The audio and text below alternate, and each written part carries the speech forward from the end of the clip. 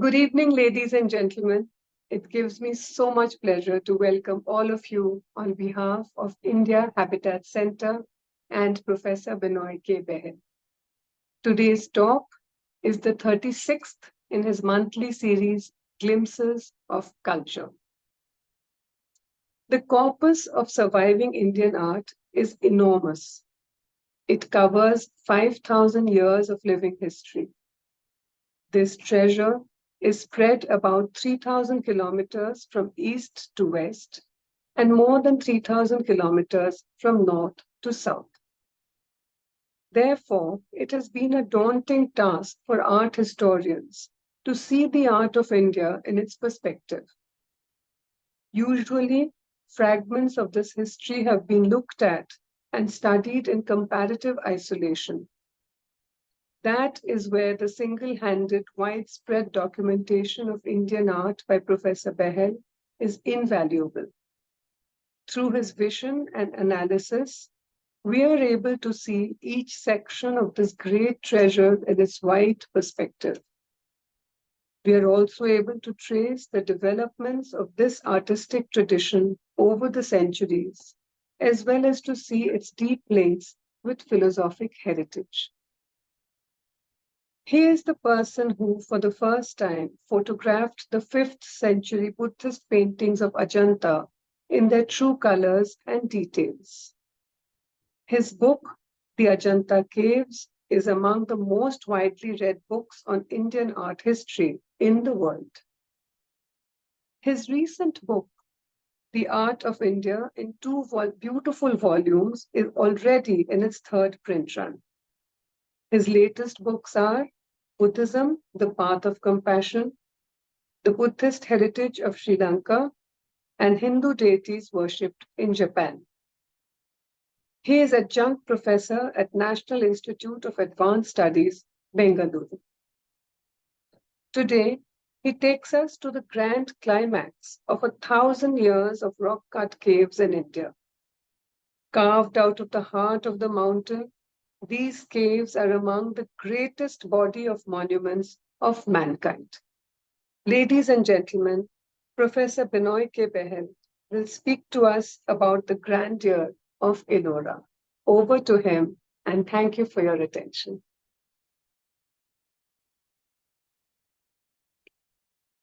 Thank you very much, Sujata Chatterji. Good evening, ladies and gentlemen. We began this history of Indian art with the Indus Valley civilization, which we found was a very remarkable culture, the only culture in the world where archaeology has not been able to find any evidence at all of army or police. And from that peaceful culture and its art, we moved on through the centuries. We moved on through the period of time when rulers and kings were not even using their own names because the ephemeral personality was not considered important enough. So even the inscriptions of kings used to have Devanam Piya, Piyadasi written there, not the name of the king. And we moved on through this remarkable history. And for the past few sessions, we have been at that transitional point from the ancient period to the medieval period. Today's film is also in that period of transition from the ancient to the medieval. Now, it was the 3rd century BCE when the earliest caves, rock-cut caves, were made in India. The Barabar caves were made for the Ajivikas, and in Andhra Pradesh and Guntupalli, Buddhist caves were made. And there followed 1,300 years of the most remarkable tradition of cutting into the rock, into the living rock, cutting into giant cliffs and vast hillsides and transforming them into temples. Temples which were carved outside and inside, and temples where we could lose ourselves within the heart of the rock to meditate, where we could leave the cares and confusions of the external world around, the material world around, and go into that which was more important, the journey within.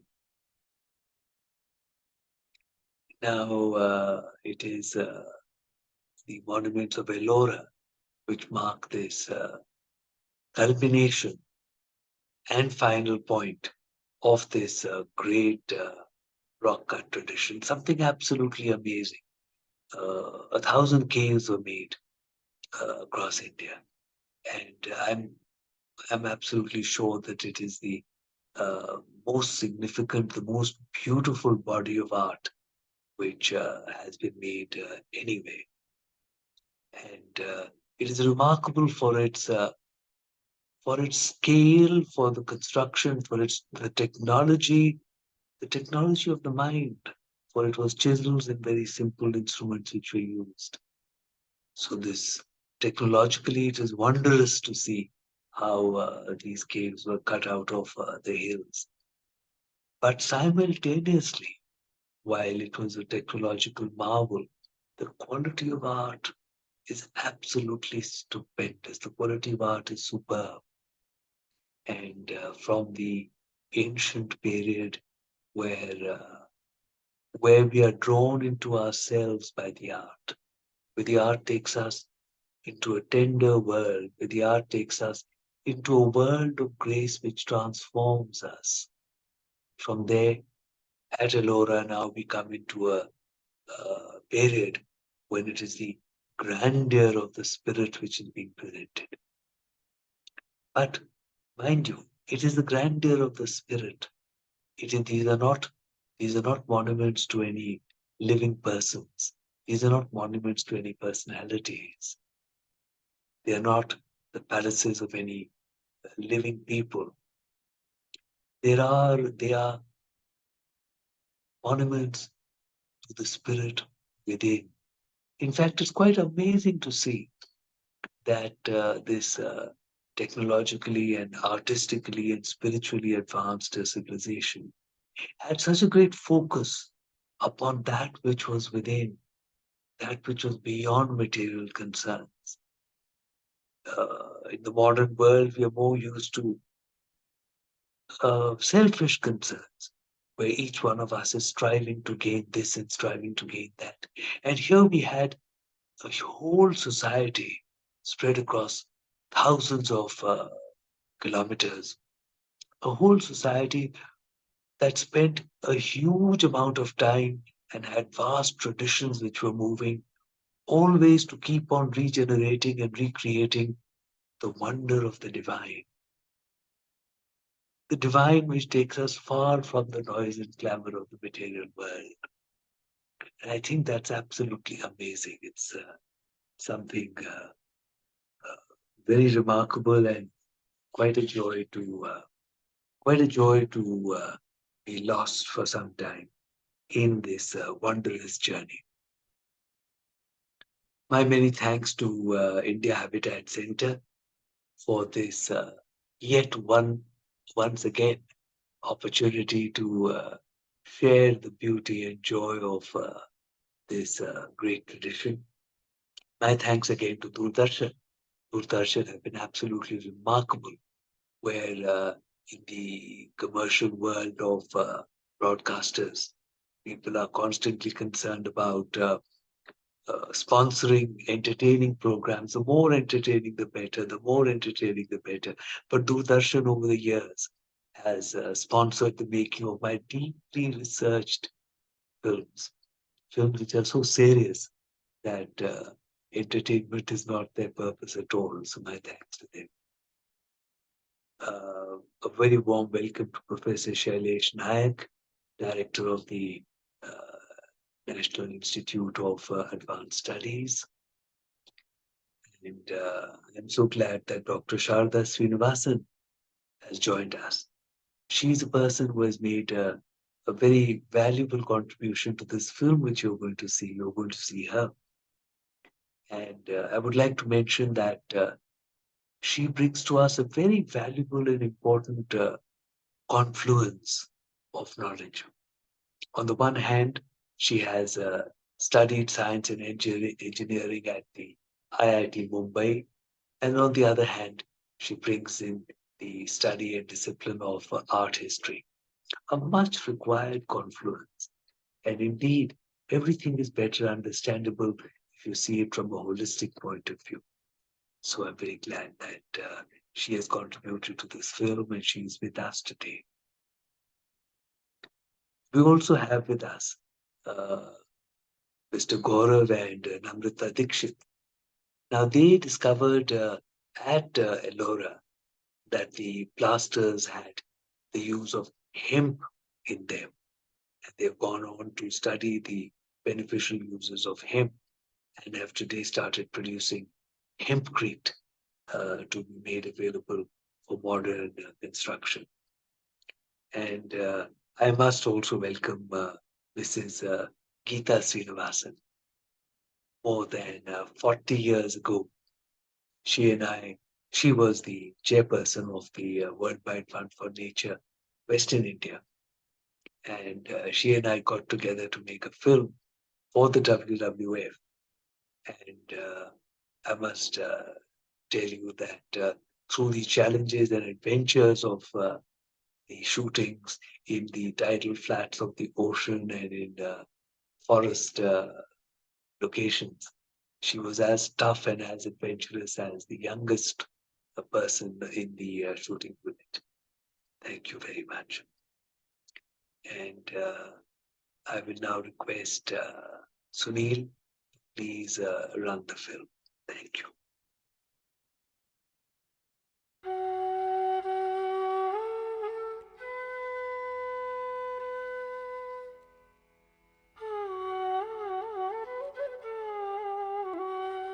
From the time of Emperor Ashoka in the 3rd century BC, great caves were carved out of the rock in India.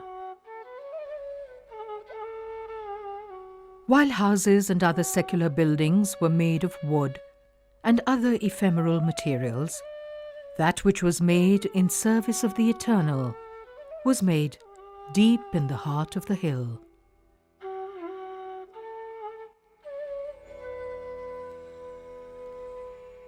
The site of Ellora, on the outskirts of the city of Aurangabad in Maharashtra, witnessed the grand culmination of more than 1,000 years of the rock-cutting tradition. From the 6th century AD till the 10th, the last caves to be made for the Buddhist, Hindu and Jaina faiths were created here. 35 caves were cut out of the western face of an outcrop of the Sahyadri hills. The caves of these faiths were made in overlapping periods, and as everywhere in ancient India, these demonstrate the generous attitude of the rulers towards the worship of all divinities.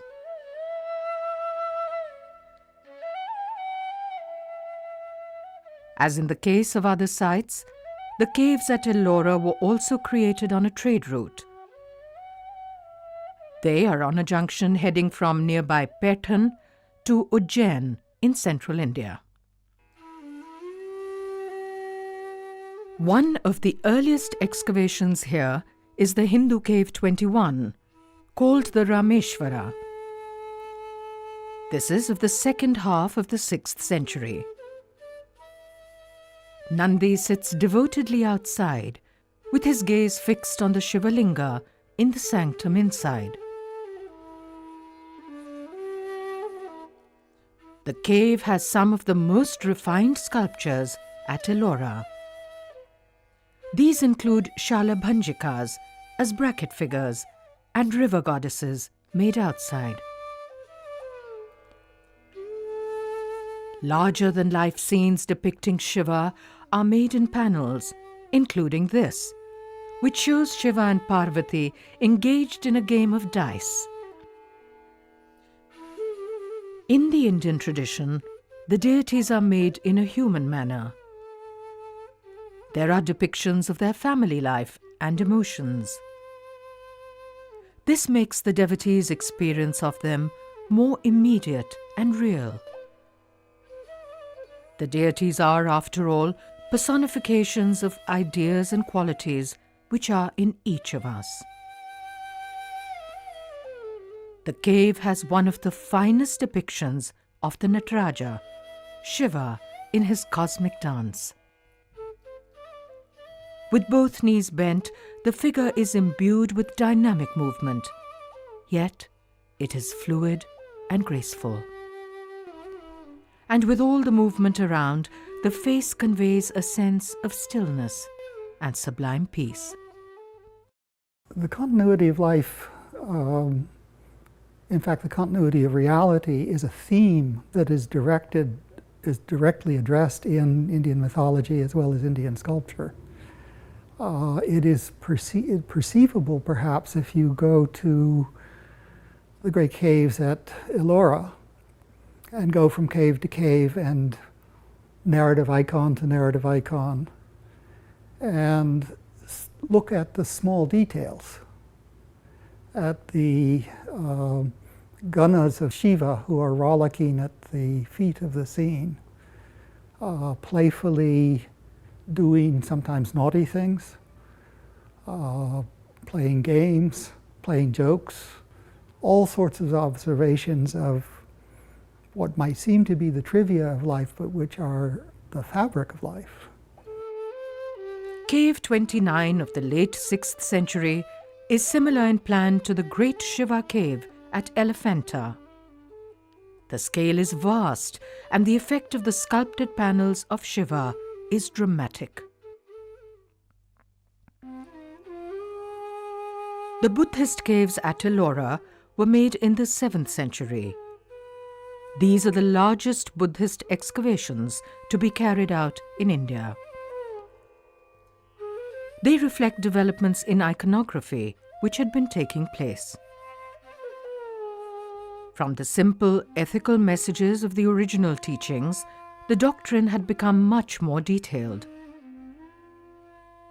The qualities required for enlightenment had been studied in great detail, and these had been personified in a large number of deities. A graded path towards the truth had been evolved. Deities who personified the attributes of wisdom and compassion of the Buddha had been created. The devotee meditated upon these to fully imbibe the quality personified and became the deity himself.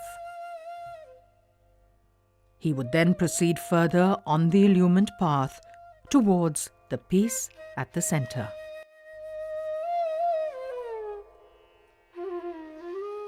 The last Buddhist Chatterji with a stupa to be excavated is Cave 10 at Ellora. The stupa has all but disappeared behind the figure of the Buddha, which has become much larger than it was at Ajanta in the 5th century.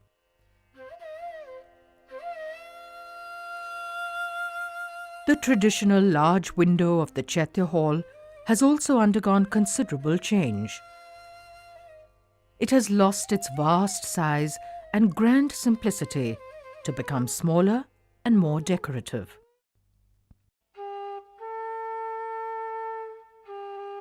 Meditation and worship was now conducted in the vast interior of the Buddhist viharas.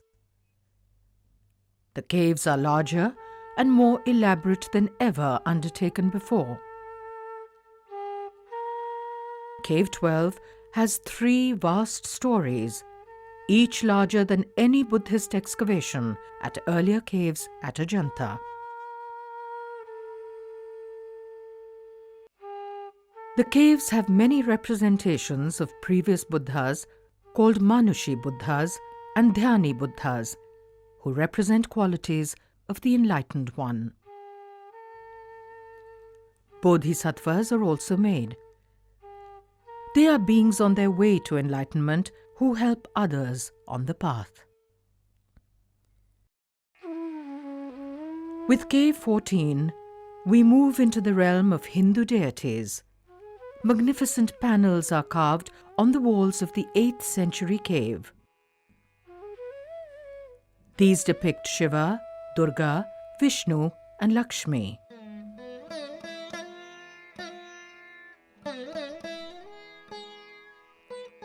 Shiva, performing the cosmic dance as Nataraja, holds us spellbound. The twist of the waist and the swing of the arm convey the vigor and dynamic energy of the divinity beyond the world of mortal forms.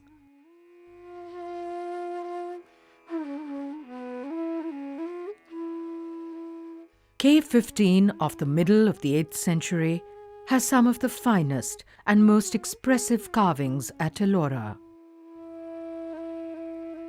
The cave has 2 floors, of which the upper one has magnificent sculptures. The left wall has depictions of Shiva made with a dramatic intensity. Here, he kills the demon Antkasura.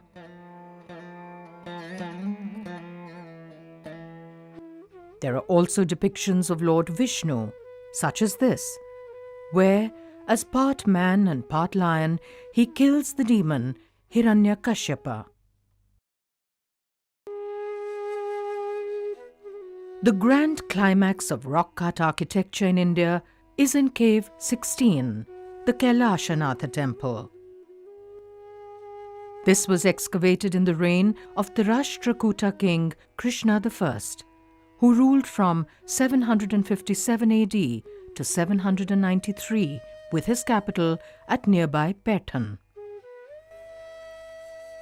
This is the largest and most magnificent excavation of the world. The Kailasnath temple at Ellora in Maharashtra is really one of the great unsung wonders of the ancient world. This magnificent Kailash temple, or Cave 16, is the single largest monolithic excavation in the entire world. Imagine a colossal sculpture of a multi-storied temple hewn out of a single piece of rock, which is really twice the area of the structural Greek temple of the Parthenon. And that is essentially what the Kailash is. The entire hillside has been transformed into a great temple with structures carved both inside and out. The scale is breathtaking. From the courtyard, the temple rises over 100 feet. The construction of this cave shrine was an extraordinary feat of human genius. It involved the removal of some 200,000 tons of rock, and it would have taken some 100 years to complete. It is estimated that some 2 million cubic feet of rock were cleared to make way for the Kailasnath temple. In concept, the Kailashanatha is similar to the smaller, unfinished Vattuvan Kovil temple of the Pandyas at Kalugumalai. The two are contemporaneous. The Kailashanatha is made in the South Indian style and has many similarities with the Virupaksha temple at Pattadakkal of a few decades earlier. Apart from, of course, the expertise in carving shrines and cave temples at Ajanta itself in the local volcanic trap rock, going back to about 2nd century BC, in the conception of this Rashtrakuta monument at Ellora, one can see the influence coming from the Pallava domain of executing freestanding monolithic shrines. Of course, the Pallavas were working with very hard and intractable granulite, whereas the rock at Ellora itself had some advantages for permitting this kind of monumental monolithic excavation, because it consists of amygdaloidal trap rock, which is actually full of porosities and not as dense as granite, which makes it actually a lot easier to carve. And at the same time, its compressive strength is almost as good as granite. So it's actually an ideal material for this kind of rock cut excavation. The courtyard goes 276 feet into the heart of the rock and is 154 feet wide. At the back, the vertical drop from the hillside is 120 feet. The planning of the excavation had to be extremely sophisticated, as it depended upon what was cut and removed rather than what was added, as in conventional architecture. So they would have probably begun by clearing out a vast field at the top of the cliffside, going to the top of the pinnacle of the Vimana, and then they would have laid out in quite elaborate detail all the measurements and the plans for the temple on this vast level field. And they would have probably progressed by taking certain grids, probably of about 6 feet cube at each time, so that the excavators could just stand and carve out the various portions without any need for scaffolding as they worked. And they'd have used rock bridges along the way to connect and to clear out the debris. And they'd have progressed from the back of the conceived monument to the front, clearing away that way, and then from the top to the bottom. In the manner established by now in South Indian temples, the Kailashanatha is made in 4 basic units. There is a high entrance gate or gopuram, which screens the sacred space from the outside world. Next is a shrine of the bull which Shiva rides, Nandi. Here at Ellora, we also have 2 monolithic towers flanking the Nandi shrine. They would have originally carried the trident symbols of Shiva. On both sides are also made life-sized elephants. In keeping with well-established tradition, is seen the goddess Lakshmi, lustrated by elephants. She signifies the fertility and prosperity of the natural world and has been seen in all religious edifices in India since the 2nd century BC. Beyond the Nandi shrine is the vast and looming volume of rock, which contains the large mandapa or hall of the temple and the main shrine. The tower made over the sanctum rises to a height of 96 feet from the courtyard floor. At the base, the shrine is supported on the backs of life-sized elephants. This is a tradition which began from the Buddhist caves of Pitalkhora in the 2nd century BC. The temple is made on 2 levels. The Nandi Mandapa, the main hall, and the shrine are elevated from the floor of the courtyard. This level is reached by stairways on either side of the assembly hall. This heightens the sense of the sacred and of wonder in the devotees. After having come into a world created out of the heart of the mountain, they now ascend to a more sanctified height. The main temple complex is so magnificent that the excavations and reliefs in the side walls do not receive the attention they deserve. Among the masterpieces of the Kailashanatha sculpture is the depiction of Ravana shaking Mount Kailasha. He is made fully in the round and is seen in a dramatic, deeply shadowed setting. With his multiple arms spread dynamically about him, he attempts to violently shake the mountain. Above, the emotion of Shiva's spouse Parvati is expressed as she fearfully clutches his arm. her maid is seen fleeing into the background, creating an effect of expanding space where there is actually only rock behind. Calmly and fully in control, Shiva merely presses down his toe to imprison Ravana under the mountain below. The scene expresses the unlimited power of true knowledge. The entire temple was originally plastered and painted on the inside and outside. Today, only a few paintings survive on the ceiling of the mandapa, displaying the traditions continuing from earlier Western Indian caves. Fragments of plaster and colour on the outer surfaces show at least 3 layers of paintings which were made over the centuries. A contemporaneous copper plate inscription states that the architect of the temple stood before its grandeur in amazement and said, "Was it indeed I who built this?" The record goes on to say that the gods who passed above the temple in their celestial chariots could not believe that it was the work of mere mortals.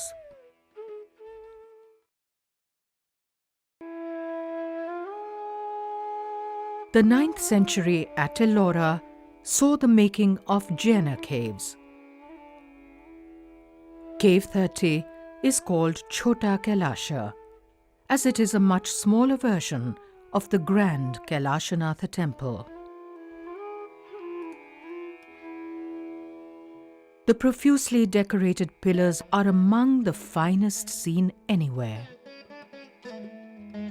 The Puran Ghatas, or the vases of plenty, out of which they rise, are a continuing motif in Indian art from the 1st century caves of Bedsa. The veranda has figures of Matanga, who represents prosperity, and Siddhaika, who represents abundance and generosity. The figures are made in fine detail.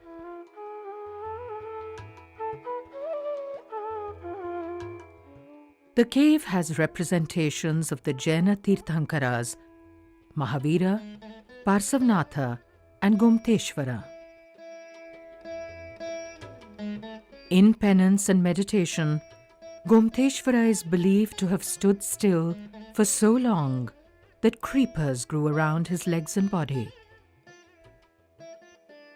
In the 10th century, a colossal statue of Gomteshwara was made out of a large rock at Shravanabelagola, further south in present-day Karnataka. Surviving murals on the ceiling of the cave are very valuable, as they mark the beginnings of the stylized medieval idiom in Indian paintings. Cave 33, known as the Jagannatha Sabha, is similar to Cave 32.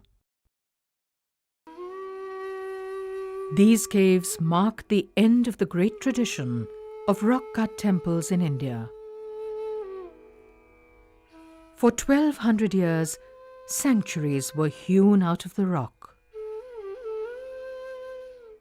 These took us far from the clamour and anxieties of the material world outside. Deep in the heart of the mountain, the devotee could meditate upon symbols and personifications of the finest qualities within each of us. The aim was to come out of oneself with the realization of the grace which is in all of creation.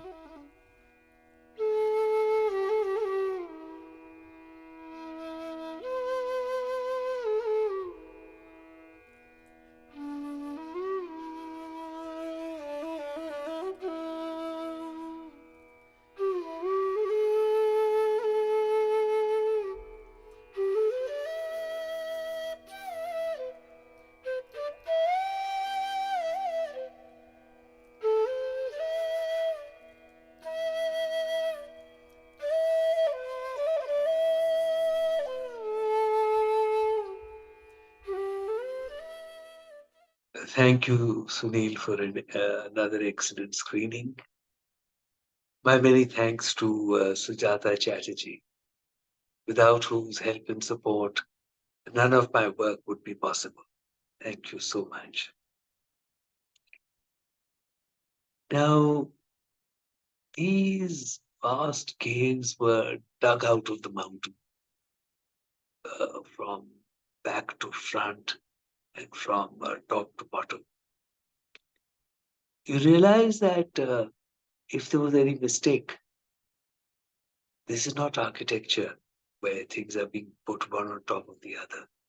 This is rock being cut out of the mountain from the top to the bottom. So you realize that if any mistake were made, there would be no going back. They would just need to go and find another hill and start doing the work again. So this is the technology of concentration. This is the technology of dedication. This is the amazing technology of the human being. The human being who can actually make anything possible. And when you look at these rock cut wonders, you do see that the impossible seems to have been made possible. And that is something which we must realize. While we, in the modern world, we create more and more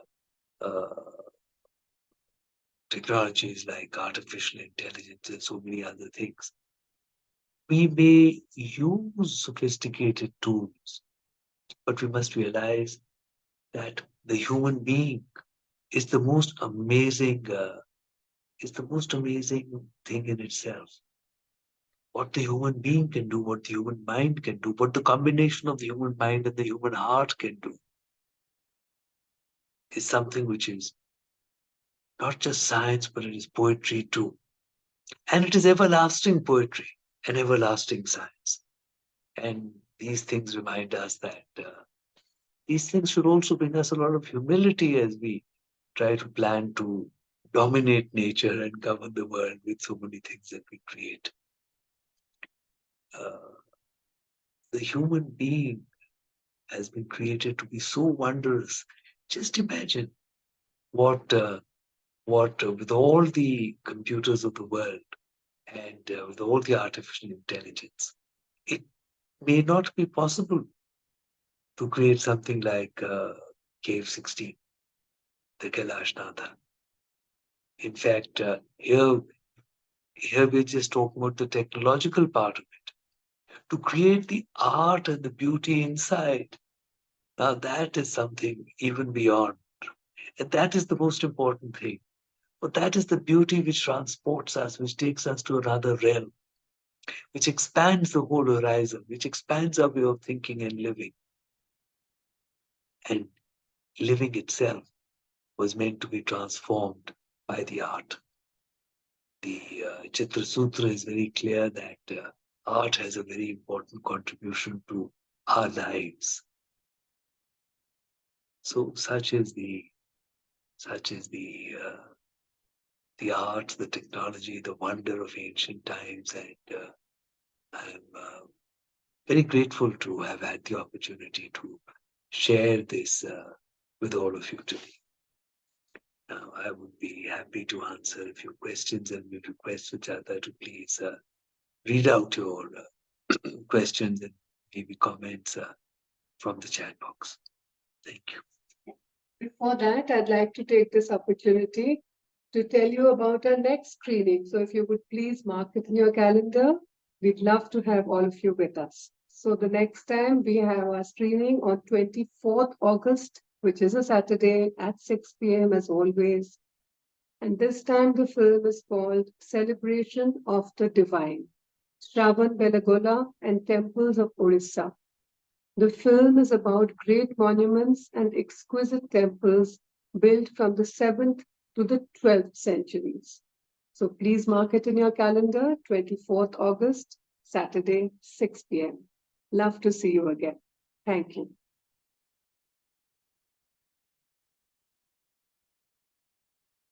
The first question is from Dr. D.K. Mazumdar. Sir, another one of your wonderful productions.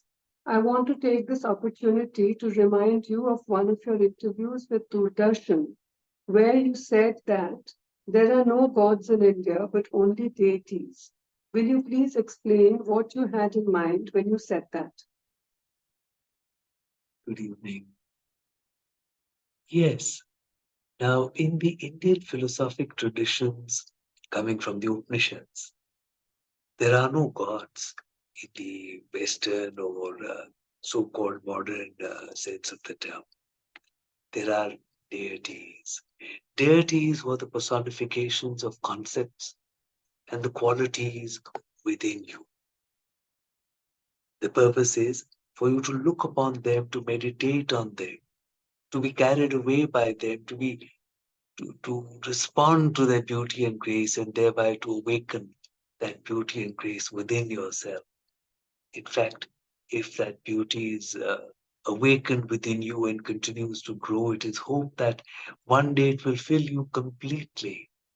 And then you will have become the deity. So these are the deities. There are so many deities, personifications of qualities which you would like to have grow within you, qualities which you would like to become. They are not gods in the Judeo-Christian or Western sense of the term, to whom you pray to ask for favors. So of course, there is much confusion in the modern world, but this is how it used to be. Here I would also say that the term puja used to sometimes be mistranslated as prayer. Puja is actually adoration. We adore the deities representing the qualities within us. We adore the deities. We adore them with water, with incense, with our music, with song, in every way with our hearts. We adore the deities. And that is puja, a wonderful concept. Thank you very much, Dr. Boston. John Palka. Benoy, thank you for this presentation, for this grand presentation of a vision of grandeur. Do we know how completely the Kailashanatha temple was designed before excavation began? Did changes in design take place during the excavation? Good evening, John. We do not know much at all about these processes. But I can only imagine that the concept must have been whole and clear in the mind. Because without that wholeness and without that clarity in the mind, it may have been impossible to set about such a feat, which is enormous. Actually, it's like many buildings which are created out of the hill, multi-story buildings, carved outside and inside with halls and mandaps and shrines and sculpture and painting. So they must have been a concept in mind. So I don't know. Today we live in a world of computers, which I think are much more limited. But there must have been traditions carrying on. We do know that there were traditions of guilds of artists, and we do know that these traditions carried forward an enormous amount of knowledge, enormous amount of not only skill, but knowledge. And knowledge which was deep within, it was knowledge that transformed one. So we must only look back and admire how complete and how rounded all this was. Thank you very much. Dr. D.K. Mazumdar, my next question is, will you explain the difference between Pratima and Murti? In English, we use terms like icon, image, idol, etc. What do these terms signify actually in the same context? These terms from the English language which you have told are terms which were used specifically in the context of Western religious thought, and they are not directly relatable to the Indic traditions. We do not have idols. Idols mean something totally different. What we do have are personifications. What we do have is images which are created of that which is within us. So I would say that these images are like mirrors which reflect that which is beautiful, that which is graceful within you. So one must understand what deities are. And once you do, then uh, all the terms fall into place. They, as the Chitra Sutra says, the final way in which the eternal must be understood is formless. And the way to see the formless is with eyes closed in meditation. But in the meantime, to make it easier for us to carry on in our journey, to make us, to use our emotions to help us on this path towards that which is true knowledge, images are created. Images are created that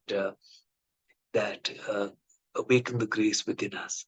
In fact, there is the Indic philosophy of aesthetics, which believes that your response to something beautiful is akin to Brahmanand, or the final bliss of salvation itself. Or in that moment when you respond to beauty, you are, the veils of illusion are lifted. You are seeing the grace which underlies all of creation. And that beauty which begins to grow within you is what it is all about. Thank you. Dr. Rukmini Dey, thank you. Such a beautiful movie and perception. I wanted to ask about why the temple is not a live temple. When was it abandoned? And secondly, who destroyed it?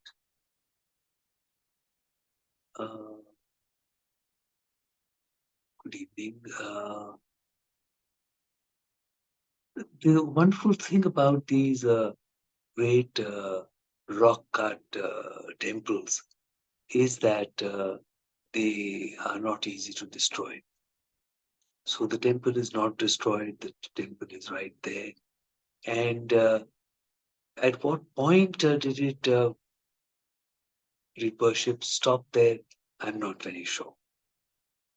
But I don't think we are clear about this. But fortunately, the temple is still there, and we can worship. We can worship it. We can worship the qualities which it signifies. We can have it in front of us to inspire us to think better and more beautifully of ourselves. Thank you. Dr. Naini, sir, about the name Ellora, can we have an idea why it was so named and what is the meaning? There is a copper plate inscription of the 9th century which refers to this temple made at, I think it is Ilupur, something like that. So it would probably come from that original name. Thank you. Surekha Narayan in New Delhi. Hi, please tell us about the Lalibela churches at Ethiopia. Again, rock cut, monolithic. Is it again top to bottom? Thank you. I would have loved to study those and to talk about them, but unfortunately, I have not been there. So I'm not able to answer this for you. Thank you so much for the question. Next question, I don't know the name. It says Pan. Is it true that there is less variation in the Ajanta caves?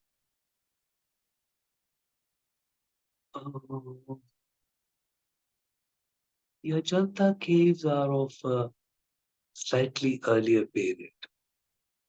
In fact, the earliest ones there are of a very early period. They are from the 2nd century BCE.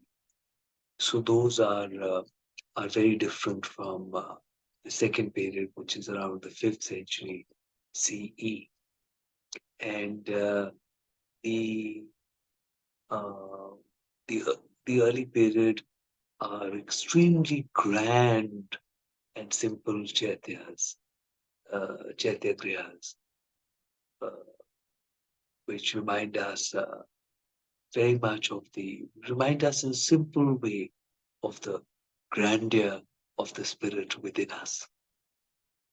The later ones of about 700 years later, there is beautiful sculpture, but there is a focus also on very elaborate and extremely beautiful painting, which, mind you, was also there in the 2nd century BCE. So, so there is a great deal of variety at Ajanta, and these are quite different from those at Ellora, which are of this later period, and which show the evolution towards the medieval idiom in India, where things become less simple and grand, and they become more elaborate and decorative. And in the meantime, the deities become more complex. They present us these complicated and these thought processes of the path towards knowledge, which are more complex. So they are of different periods and present us continuous, but also somewhat different, evolving understanding of philosophic concepts and the art which presents them. There don't seem to be any other questions. Would you like to share with the group about our YouTube channel in case they want to catch the other films? If you would like to see some of the earlier films which you may have missed, there is the YouTube channel after my own name, Benoy Behl, and you might like to see them there. Another question has come up. Sharda. Wonderful. Thank you, Professor Benoy. I wanted to ask about the challenges you may have faced with identifying the best vantage points and lighting and so on to capture the excavation so beautifully. Thank you, Sharda. I've never seen these as challenges. I've seen these as the beauty of the work, of doing the work, the process of doing the work. The process is so beautiful. And the process calls for a giving of yourself, or for a dedication to what you do. You get up very early in the morning, you go very early in the morning before sunrise. You examine the light from sunrise onwards all the time. And you're constantly looking and finding all the best and most beautiful ways in which the light can be found to affect the monument and the art and, and catch its beauty. So it's a process of the giving of yourself, and it's a process of dedication. Nothing compared to the dedication of the original artist, not even a tiny fraction of it. But it is a process of dedication, and therefore it is a satisfying process. Here I could mention that sometimes you come across unexpected things while you are examining the light constantly. At Borobudur, at the great stupa of Borobudur, there are these reliefs made all around the stupa. And in shooting those, again, I had gone early in the morning and used early morning light to shoot them, and And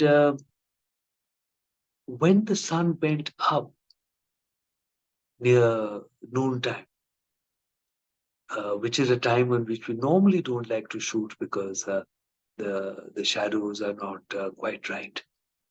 I found to my amazement that the art was looking at its best.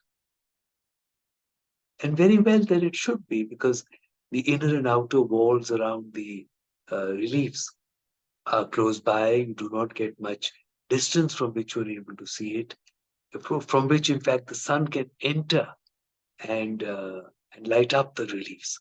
So obviously, these great artists of ancient times had studied all this. They knew that in this location the sunlight is going to fall on the relief in midday, and they had actually carved the reliefs to be at their best with the particular shadows which are cast by the top light.